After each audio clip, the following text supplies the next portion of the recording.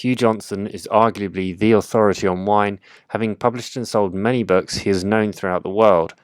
As a writer, Hugh thinks of the jolly way of saying things to keep his readers interested.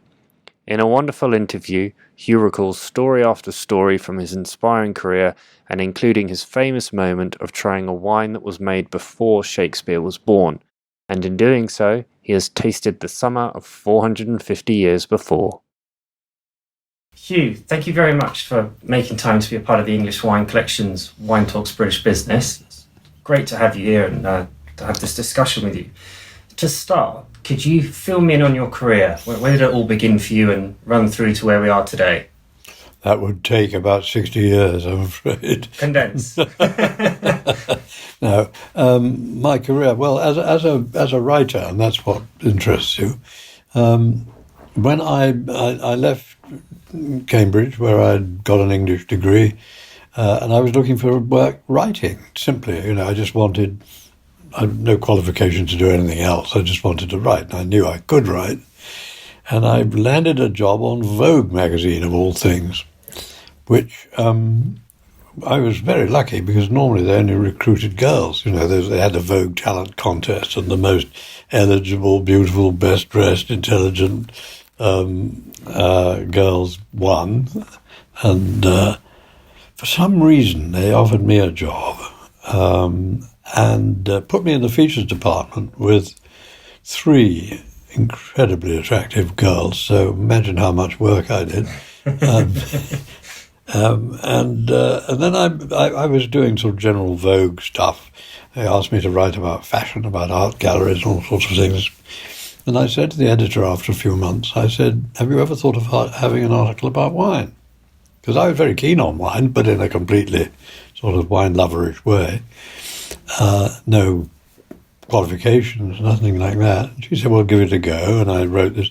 And this first article was published in the Christmas issue of Vogue in December 1960. So I can't even do the maths to think how long ago that was. And it seemed, it amused people. I took a very light-hearted view. And she said, let's have another, and so on. I did a few. And then somehow or other, I landed the job at the Sunday Times. They were looking for somebody to write about wine. So I found myself writing for Vogue, and somehow or other people picked this up, and the Sunday Times picked it up, and they offered me the job of wine correspondent. I was only 23 or something like that. Seems rather strange. It wasn't a question of how much you knew, it's whether you made it amusing.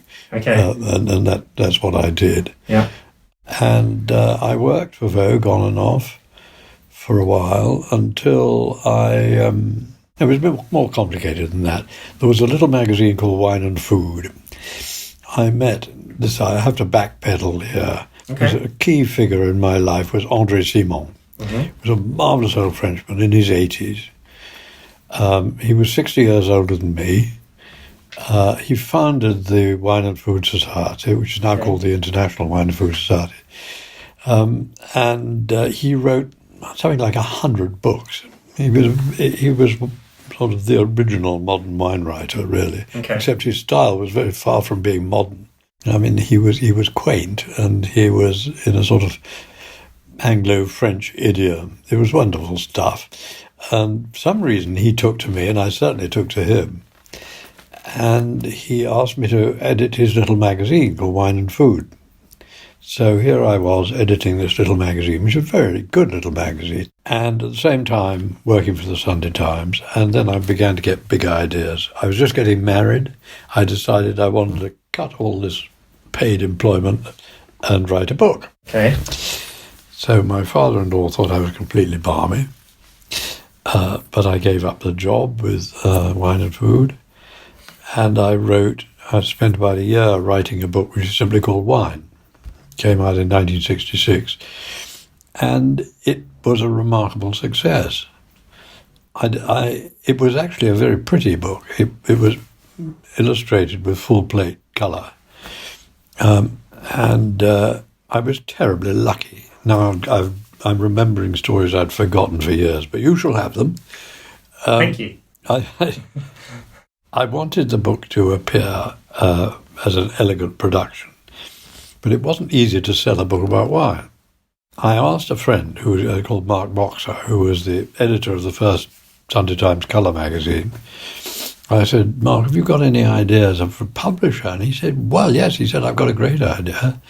You must go to Thomas Nelson, because they've just had a smash hit with a book called Robert Carrier's Great Dishes of the World, which was actually effectively the first sort of glossy colour recipe book. And he said, you go to my friend Jocelyn Baines, who was the head of Nelson, and you say you wanted to do the wine equivalent of Robert's book. So I put this proposition to him. They said, wow, yes, why not? And I actually got an advance. The idea of an advance for a wine book in those days was outrageous, because a publisher would say, well, if you know about wine, why do you want an advance? If you don't, I don't want your book. It was pretty simple. Anyway, I got £1,000, which in 1964 was whopping, and it enabled me to go off travelling around Europe and getting some first-hand information, which I and my bride, my brand new wife Judy, did. The book was a big success, I must say. It's still good to read, though I say it. And it was a completely fresh approach to wine. It wasn't sort of scholarly. It wasn't anything in particular. It was just my take. It sold terribly well. And it sold in the States. It sold around, and it was translated into German. In other words, I was terribly lucky. I had a hit straight away. That's great. Which, of course, gave me confidence to go on. But then my career did diverge a bit, because I was asked to edit a fashion magazine, Queen magazine. Jocelyn Stevens, who owned it, was selling it, and he had been editing himself. And he was a bit of a rascal, Jocelyn. He pretended that he sold 3 times as many copies as he really did. So I inherited this editor's chair and had to work jolly hard to get the figures up. But it was marvellous. For 2 years, I was plunged right in the fashion trade, which I had been on the edge of in Vogue. And I discovered what an absolute racket fashion is. And, I'm almost allergic to the word. But I've been at Queen for a couple of years. The editor of the Sunday Times, Harry Evans, got in touch with me and said, I need a new travel editor. So I rejoined the Sunday Times in a way. That was not the right job for a young father, because it meant being away all the time, really. Okay. But it was very exciting. I mean, in the late 60s, we were starting to go to places that hadn't been holiday destinations at all. Yeah. Only the Germans and their towels had actually got to somewhere like Croatia. And I remember writing about the West Indies before there were any guidebooks to the West Indies. The only book was The Traveller's Tree by Patrick Leigh Fermor. So I was discovering the West Indies and sort of saying St. Lucia and Grenada are not identical, and these are the differences. You'd be lucky to find anywhere to stay in some of these islands. And I remember another piece I wrote for the Sunday Times, because there was a limit on your travel allowance. You were only allowed to take £25 out of this country. Okay. So I wrote a piece called saying, can you do the Big Apple on £25? Anyway, that went on for, I was only there doing it for about 2 years. And then James Mitchell, who was publisher from Thomas Nelson, had started his own company called Mitchell Beazley. And he had his first smash hit was, believe it or not, the Atlas of the Universe. He got Patrick Moore, the astrologer, to do this spectacular Atlas of the Universe. It was just after the moon landing, so everyone was sort of looking at the sky, and that was a huge success. And then he came to me and he said, Hugh, do you think an atlas of wine would be a good idea? And I said, well, if you could really make it a proper atlas with proper maps, detailed maps, like Ordnance Survey type maps, He said, yes, I've got an investor who wants to do exactly that. So I worked for a couple of years on that, and out came the World Atlas of Wine, which was bound to work. I mean, I could see from the beginning that much research and that much design and everything else, it was irresistible. And so it turned out. I mean, it sold, you can't believe how it sold. Nearly 50 years later, we've sold nearly 5 million copies of an expensive book, which is almost unheard of. Yeah. So that the World Atlas of Wine was an enormous task, but it really got me into being serious about it. Yeah. Not too serious, I hope. Then, I don't know, my career sort of headed down the wine route, but also I got involved with the Royal Horticultural Society. Mm-hmm. And they were having, oh yes, that's right, there was a crisis. 1974 was a very rocky year financially, rather like 2008 or something. All the companies were on their uppers. The RHS was overdrawn. They thought they couldn't afford to publish their magazine. Okay. And I had a reputation in the world of magazines, so they asked my advice. And I said, you've got to turn it into a popular looking, get good writers, good photographers, just make it pretty to look at, and change the title from the Journal of the Royal Horticultural Society to The Garden. Okay. And now it's called The Garden. So then I got deeper and deeper into it, and I started writing a column for it, which was called Tredescant's Diary, Tredescant being the name of a historic gardener who was King James I's gardener. Okay, right. And I used this name because it didn't seem to be in circulation anywhere else. I just thought that's a good handle. Yeah. And I'm still writing this, however many years later. 44 years, something like that. Okay, right. And it's now called Trad's Diary. Yes. And it's online. And I'm just doing a third anthology of these pieces to come out next year. I'm going to call it Sitting in the Shade, because that's a sort of friendly phrase that every gardener knows from the poem. All England is a garden, but gardens are not made by saying, oh, how beautiful, and sitting in the shade. So anyway, there was another track to my life, and I wrote this book about trees, and I've always been passionate about trees. When I said to my publisher, James said to me, okay, after this big success with the World Atlas of Wine, he said, what's next, Hugh?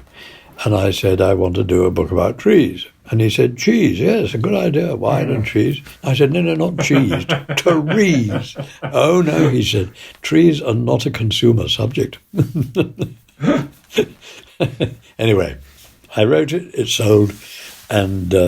another success. Yeah, and since then I've been very involved with trees one way or another. Still am. So, as you say, it's all part of your future gardening books, etc. Oh, yes. Vines are plants, trees are plants. Absolutely, yeah. It's all about nature. Hugh, you've described your road to Damascus moment in terms of your career in wine as an evening that you had with a mate in Cambridge University when he came home one evening with a glass of wine and asked you to try them. Can you remember much about that moment? Oh, yeah, I think we certainly weren't sober.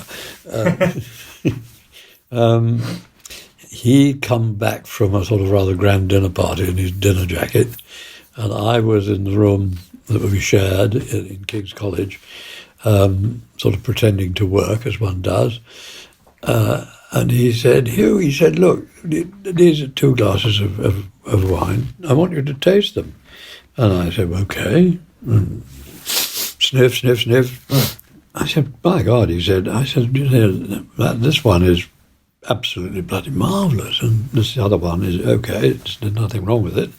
And he said, precisely. And he said, they come from the same hillside in Burgundy, about 100 yards apart. And I thought, well, that's absolutely fascinating. And then he said, yes, there is this thing called terroir. And so, we sat drinking this wine, and I thought, this is absolutely fascinating. And this was, of course, this is why I wrote that wine article for Vogue. Had you considered any other career before getting into wine back then? Well, I'll write about anything if somebody will pay me. No, I'm a writer, and I just love finding words to attract the reader. I mean, I think, every writer's got his own theory about what to do, but mine is very plain. I think about the reader, and I think, how am I going to get this person's attention and keep it? I've got to think of the jolly way of saying things. I've got to find some stories. Got to present the subject in an interesting way. An awful lot of writers, sadly, don't quite cotton on to this, and they think too much about the subject and not enough about the reader. Okay. Because nobody wants to know all you know on a subject. You've got to sort of fillet what you know and give them the good bits. It's the skill of the writer. And the necessary bits. That's why I honestly distrust the word expert, because experts tend to be the people who want you to know all they know. I'd rather cover up what I don't know. Gee, I wanted to carry on back in your university days, and you mentioned it briefly that you landed a job at Condé Nast, and this was the magazine publishers. Your interest in wine was through writing about it, and you discovered it rather than, say, just the wine production. Why was it that appealed, do you think? Wine gets me, first of all, as the most delicious drink, and second, as the most various drink. It's fascinated me from the word go that crushing grapes could produce things as different as a light Moselle wine and a port. In fact, I started my first book, the first paragraph is saying exactly that, saying, isn't it wonderful that grapes can produce this range of things? And a lot of people over time have quoted that back to me and said, do you know, that's what got me interested in wine. So I sort of, that answers the question, really, that it comes from so many different parts of the world, but what they have in common is generally they've got a benign climate. Yeah. They're nice places to be. A lot of them are very beautiful. They have, most of them have, or many of them have an ancient culture. There are people who are usually charming and usually intelligent, involved in making wine. You meet super people. It's tied up with good eating. I mean, to use that awful expression, what's not to like? Well, it is good times, isn't it? Good people, good wine, good food. Yeah, I mean, it leads to great conversations and friendships, and it's a marvellous medium. I couldn't think why everyone else wasn't into it. Carrying on with your younger days, you say, as a rookie writer, an early subject that you were asked to write on was talking turkey. And this was for Vogue Christmas in 1960. Oh, that was my first article. Yes, exactly. And you managed to get a quote from Nubar Gulbenkian, I did. Excuse my pronunciation, thank you, amongst others. Can you tell me more about the article and why do you think it was received so well? Because it was cheap and cheerful, actually. Honestly. I mean, I thought, well, that was the first words of it, I think, talking turkey to various people who know more than I do about wine. I asked 3 people what they were going to drink with their Christmas turkey. I mean, there's a no-brainer, really. Nice and simple, yeah. Yeah. And one of them was André Simon, I believe. One was Nubar Gulbenkian. The third was a famous theatre producer, whose name escapes me just at the moment, who were all known around town as having good wine cellars and buying the best in restaurants and so on. So I went to see them, and they told me what they were going to have. It was all something way out of reach of most readers, probably unfindable, Okay. It'd be Chateau Margaux 1900 or something. But still, it made a jolly column. Yeah, I mean, it was the obvious thing to write about at Christmas, which is when I did it. Anyway, it went down very well. Hugh, one person who you've written about who's had the most influence of all on you as a rookie writer was Elizabeth David. Can you tell me about her and what does she teach you? Well, indeed, she became a very great friend, actually, because I met her because when I was appointed editor of Wine and Food magazine in 1963, the first thing I thought about is who were the best writers. And she had just published French Provincial Cooking, which still, to me, is her best, most important book. It was a marvellous book, revolutionary. So I went and literally knocked on her door in Chelsea, in Halsey Street, where she lived. And I said, Mrs. David, could I possibly come in and talk to you? She was very nice and very sweet to me. And she sat me down at her kitchen table, and I told her what my ambitions were for this magazine. And she said, well, I haven't got time to actually write something for you, but I've got this article, which was part of something else, and see if that might do. I was delighted and published it, and then a couple more things from her came out, and I started going to see her in Chelsea quite regularly, and always sitting at the kitchen table, and she's always just been cooking something, and there were lovely bits to eat on the table. And then I used to take her bottles of wine, and we became, over time, we became great friends. I used to take her out to dinner. I remember one place we used to go was a boat on the Thames. It was called the President. It was moored by Charing Cross Bridge, I think, and which had quite decent food, and it had a dance floor, and we used to dance and after dinner and had great fun. I mean, she's considerably older than me, I must say. There was nothing particularly romantic about it. We became very good friends. Just good company, yeah. Yeah. And then when I met my wife-to-be, and I introduced Judy to her, and we all became great friends, and actually Liz orchestrated our honeymoon, because when I started to discuss where we were going to go, sure. And she knew France like the back of her hand, going round buying kitchen equipment and that kind of thing for the shop she had in Bourne Street off Sloane Square. And she said, well, you must go to Madame Baratero, and you must go to this place where down in Provence. And she sort of put it together for us, and we followed her instructions, had the most wonderful time. And I've still got notes, I've still got the bills. And so Judy and I went back to Madame Baratero's, which still exists. It's just west of the Rhone Valley at, what's it called? It was a well-known sort of gastronomic étape, stopping place, even before the war. Quenelle de Brochet sauce Nantua was one thing they served.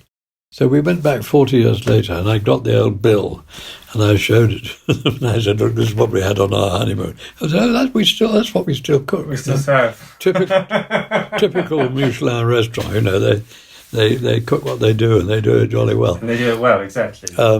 And I said, and how about the price? Could you do it for the same price? There's no such thing as inflation.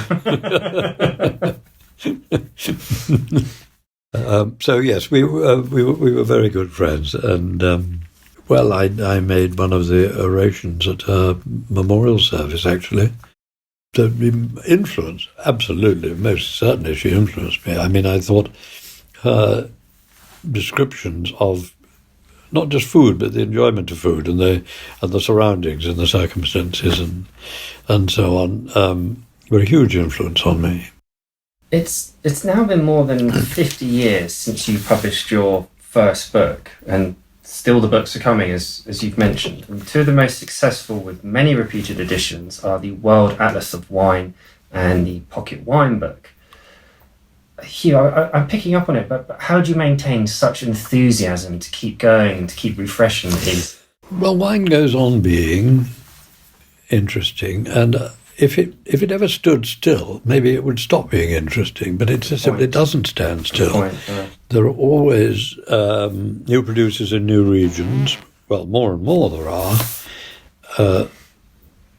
When I started writing about wine, nobody bothered or knew about Australia even. I happened to meet a wonderful old wine merchant called Otto Loeb, who was the German specialist. Okay. And he used to bring wine tastings to universities. So we met him because he'd bring in, the new crop of German wines to interest the kind of undergraduates who were susceptible to that kind of thing. Sure. And one day, this is back in, I think, 1959, he sold German wines very successfully in San Francisco. So he used to go there, and in return, they gave him tastings of California wines, Sure.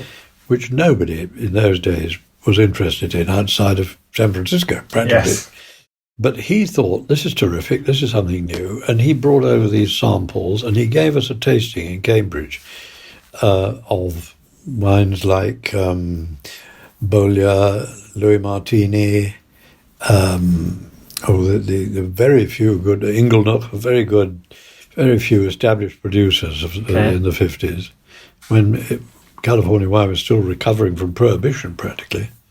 And, we were all impressed, particularly me, because there's a detail of my life I have not recounted, which is that between school and university, I went to America. Okay. So I spent 9 months in America, in the States, and I'd been to California, and I'd already seen what a fabulous place it was. In fact, I thought San Francisco was so wonderful, I almost stayed there for life. I wouldn't say that now. I think it's been completely wrecked, but it was fabulous then. Yeah. So my ears pricked up, this California wine was something new and interesting. But then as I got further into it, I got interested in Australia. In fact, I think I brought over some of the first sort of important or serious Australian wines in the very early 70s. Yeah. Because we started to really cotton on to Australia in the early 70s. And it was similar. Well, New Zealand wasn't even in the running then. Yeah. In my first World Atlas of Wine, there's a sort of thing like a postage stamp. And I said, well, there are a few Dalmatians making a bit There's of something wine. happening, yeah. But barely. And so it went on. We were discovering new wine regions, really. And then in the mid-70s, I hooked up with Tony Lathwaite. And he started the Sunday Times Wine Club. He asked me to be president of it. And we explored the world together, really. We were looking for good new sources of good value wine. Chile was one of our first sort of openings. And we started importing Chilean Cabernet, which wasn't on the horizon. Well, it was on the horizon just. And that was a smash hit. Another of those smash hits back in the mid-70s was Bulgarian wine. Okay. Because in California, I'd stumbled on the fact that one of the professors at University of California, Davis, Maynard Amarine, who was a bit of a pinko, actually, I think, he was sympathetic to the communists, and he thought, well, why not help them? Okay. So he went to Bulgaria and he told them various things, and Bulgarian cab started to be not very interesting, but very good. It's very drinkable and very cheap. So we launched it in about 1977, I think, in this country. And it was so popular. It was a very sort of berry fruity kind of wine in those days. Quite simple, but incredible value. And the demand was so great that we had a problem getting it from Bulgaria. And some bright spark had a wonderful idea. He said, look, and the trouble was that truckers did not want to drive empty to Eastern Europe and crossing about 5 frontiers and then have to cross them again on the way back with a lorry load of wine. So they weren't interested. And then somebody said, but wait a moment. In the Gulf states, they're starting to buy bathrooms. They've just discovered hygiene and sanitation and loos and things like that. Slight exaggeration. Anyway, there were a lot of trucks going out full of sanitary ware and coming back empty. So we just had to get them to turn right at the Bosphorus and go up to Bulgaria. Got some wine. And they got a load coming back. And and that was another. And so we sort of went round the new wine producing parts of the world. California was never big for us because the wine seemed expensive. We did. Tony and I took a party of members of the Sunday Times Wine Club, just a dozen people, to explore California. Okay. And we arranged visits. You won't believe now. I mean, everyone knows Gallo is the biggest wine producer in the world. Well, I engineered it that we went to have lunch with Ernest Gallo and his wife in his house. Okay. It was like that. It was a wide open world. Nobody was getting into it. Sounds very exciting. Oh, it was, well, it's a very long time ago, but it was a very, very exciting time. And then I wrote with a great friend called Jan Reed, who spoke Spanish. We went to Chile and wrote a book on Chilean wine, which was way ahead of its time, because quite frankly, the wine was not worth writing about, hardly. There was one or two good producers. Mainly, actually, the main one that we used to buy from had met Ernest Gallo, who's a chap called Jose Canepa. And Gallo had said, "Why don't you get stainless steel?"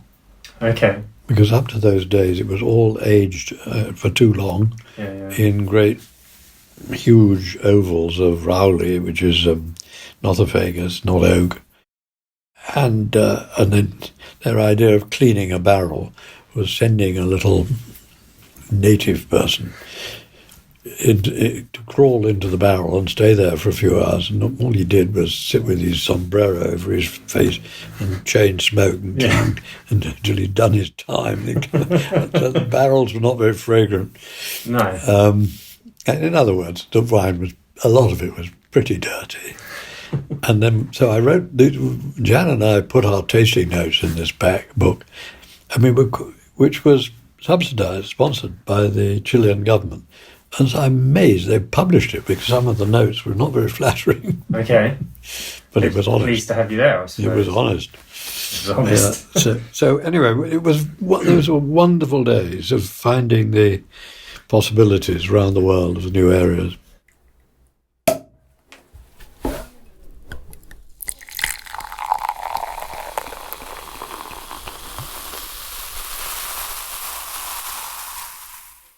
You've mentioned that, wine writing isn't your only foray into the wine world. You've touched on a few things there. You've had your own vineyard, you've been a director at Chateau Latour, been on the taster panel for the wines of British Airways. If you could pick a memorable moment, other than perhaps what you've mentioned, what would it be? Oh dear, there's a catalogue. But you mentioned Chateau Latour, and of course that was an extraordinary privilege to be asked to be on the board, which I was for about 15 years or something, until not long after the British owners foolishly sold it. It was the most stupid thing to do. They didn't even make a profit. And it was snapped up by Francois Pinault, who was one of the richest men in France, who just sort of, he thought, what idiots they are to be selling. He had the money in his back pocket, as he once said to me. He kept me on the board for a couple of years. Okay. So that was fascinating too, seeing the transition from British ownership to French ownership. Sure, yeah. Very different priorities, I can tell you. It was all about the bottom line with the French. Okay. We'd enjoyed it. It was like a sort of house party. A bit more serious then. Oh yeah, we had a marvellous chef, Bruno, and we had a gardener, a chef, a chauffeur. We just sort of lived it up and making the most brilliant wine. And then as soon as Pinault arrived, no more chef, no more gardener. But I can't deny that the wine was kept on that level and got better and better. Okay. I think now it's probably better than it's ever been in history. I mean, I think it's the world's greatest red wine anyway. But Yeah. So, Hugh, you've been fortunate enough to try many wines, and you've been mentioning some of it now, some of these great experiences that you have. Can you recall the oldest bottle that you've ever tried? Oh, very easily. Yeah?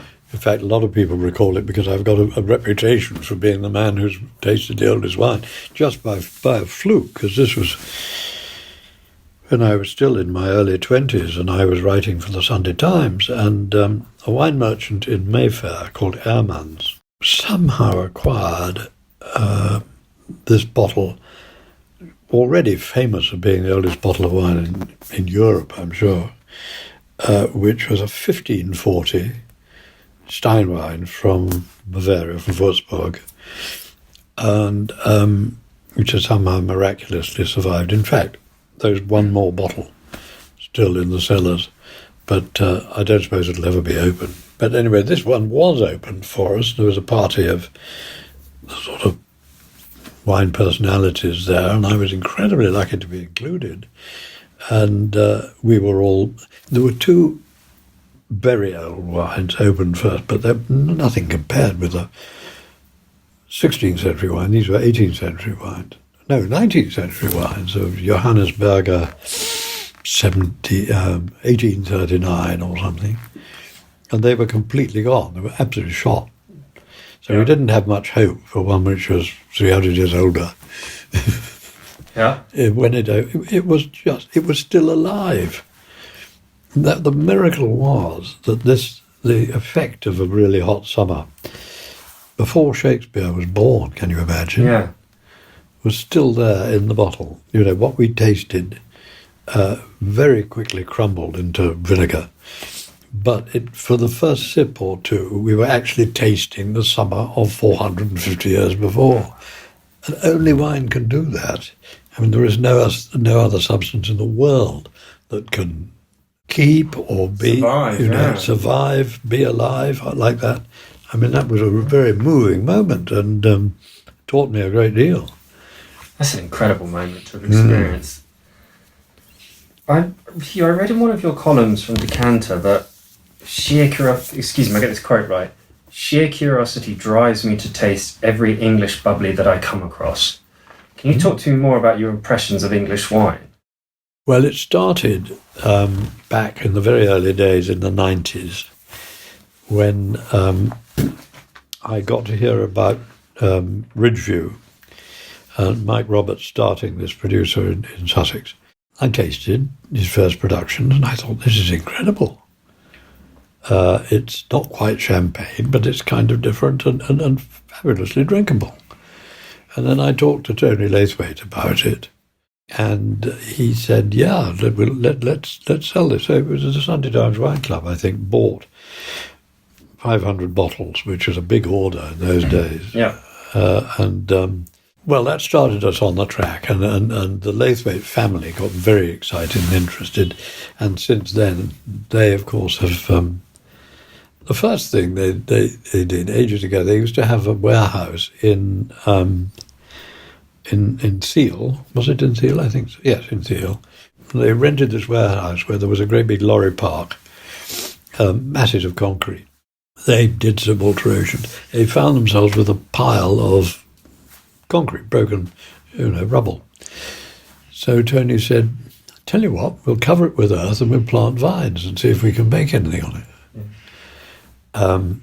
Well, he planted Chardonnay over the whole thing and then started to make bubbly, or Mike Roberts started to turn the juice in. He sold it as Thiel Vineyard.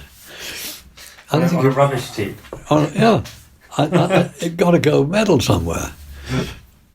So that proved quite a lot to us. This sort of made one a bit sceptical about terroir, if you could make it in a lorry park. But I wouldn't say it had the ultimate qualities of a great wine, but it was jolly drinkable. Yeah. So since then, he's planted,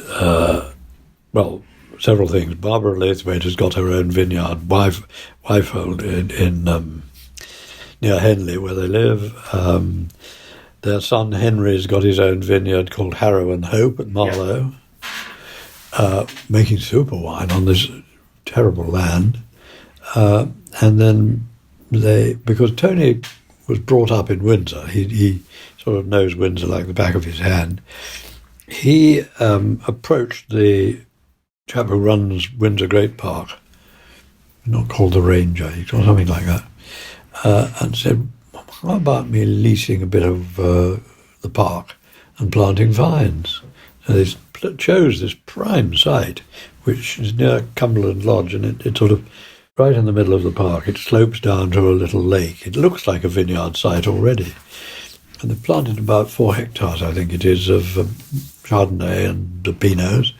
And the Queen heard about it, and she said, when are we going to taste our wine?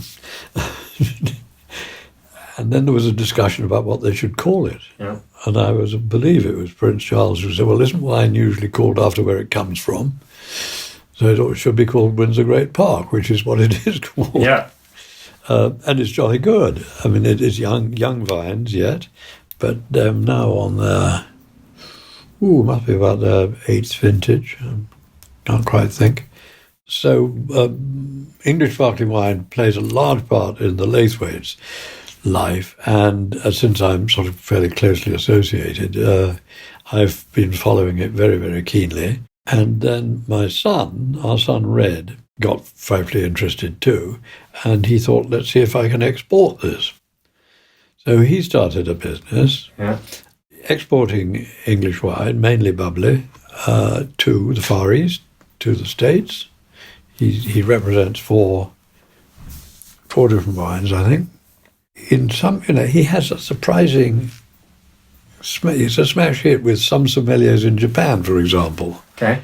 It goes very well in the States. Sommeliers are very interested in that kind of thing. It's mainly a restaurant outlet at the moment, because it's hard to persuade somebody in a bottle shop with a huge range to look at the English part of it. But it's happening. It's getting there, isn't it? It's getting there. Oh, yeah. And so we, as a family, have been trying everything in sight. And I've now got quite the odd case in that cellar there. And I think it's developing in all sorts of new directions. I'm particularly interested in the no dosage line. Okay. Because I think a lot of English wine has been sort of riding on its dosage to some extent. Okay. Dermot Sugru is a chap who makes Whiston and blends Digby, which are both excellent. And he's got his own line, just called Sugru South Downs, down near Worthing, the vineyards are. And he is making something which I don't think is on the market yet, but he's got this great name for it. It's called Zodo, for zero dosage. And it is absolutely stunning what you can do. You don't have to hide the fruit at all. It is just wonderful. Clear, clean, dry, fresh quality. It's become one of my favourite drinks. There's, I believe it's Hambledon Vineyard, the French winemaker there. Yeah. He's released a zero dosage as well. I've got to try them all, but I mean, the annual English wine tasting is rather overwhelming, actually. Yes. You can't get around it all. No, it is. But recently I've been to Chapel Down, to Gusbourne, and various wineries, being so impressed. And now, after the fabulous 2018, some really good red wines too. Yes. Which were lacking before. Hugh, something else that we haven't really touched on, it's such a broad, impressive history within wine. You also have a dual interest and career in gardening, including writing several books and right up to date the endearing Trad's Diary for the Royal Horticultural Society magazine.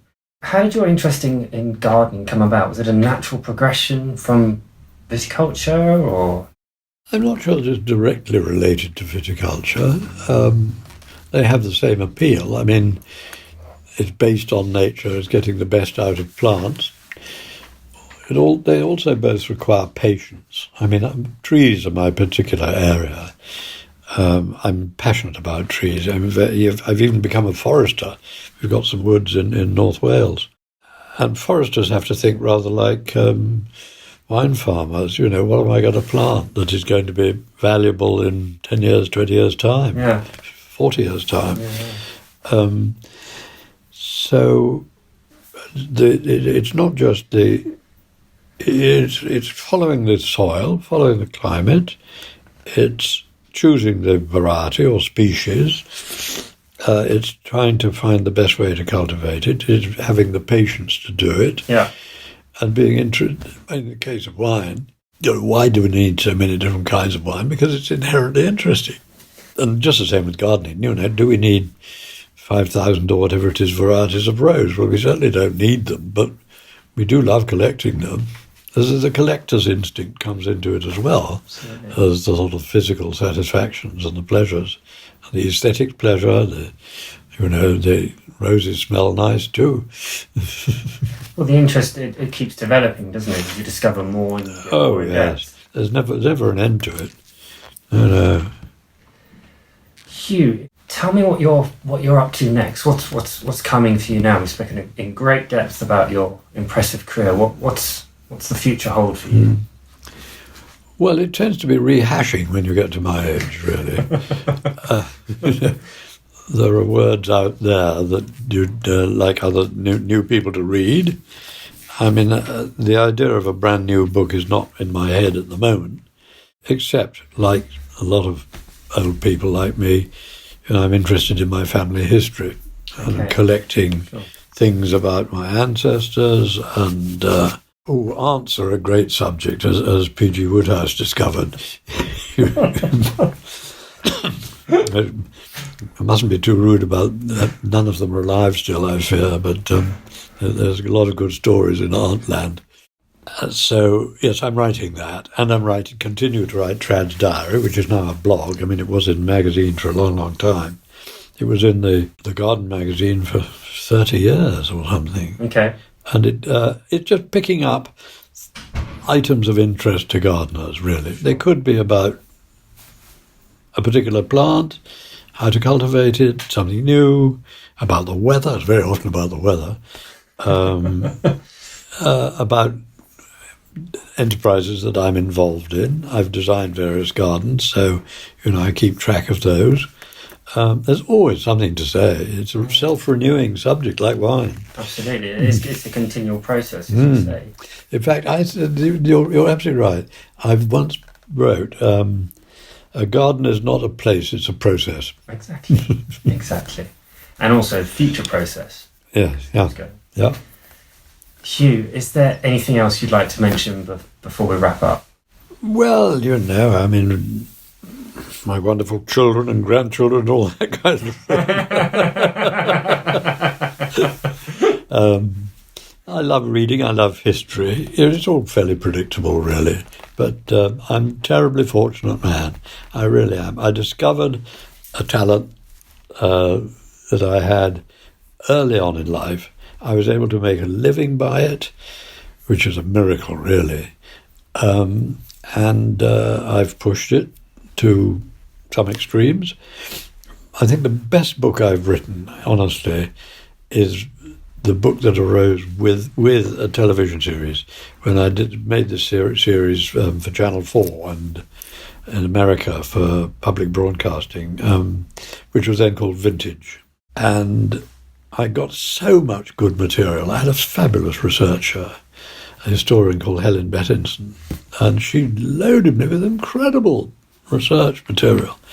And it was far more than I could ever use in a television series. I mean, there were 13 episodes, and it was obvious that I'd just got to write a book, which is not a book of the film because there was infinitely more in it.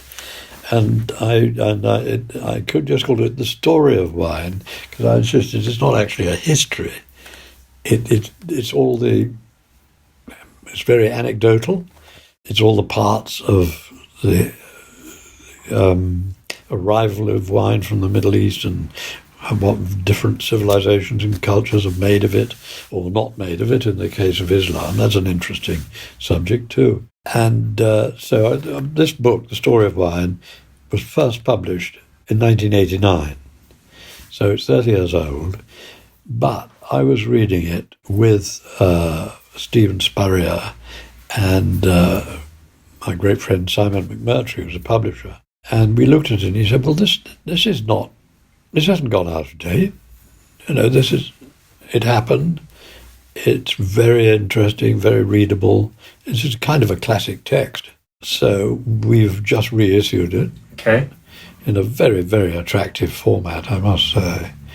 and it's called The Story of Wine, and it's just emerged, and I'm terribly proud of it, more so than I was 30 years ago, because it reads freshly to me now. Sure, okay. And I turn the pages and I think, did I really write that? Wow. Hugh, thank you. I really appreciate your time. It's been a pleasure speaking with you. Blathering on is always fun. Thank you.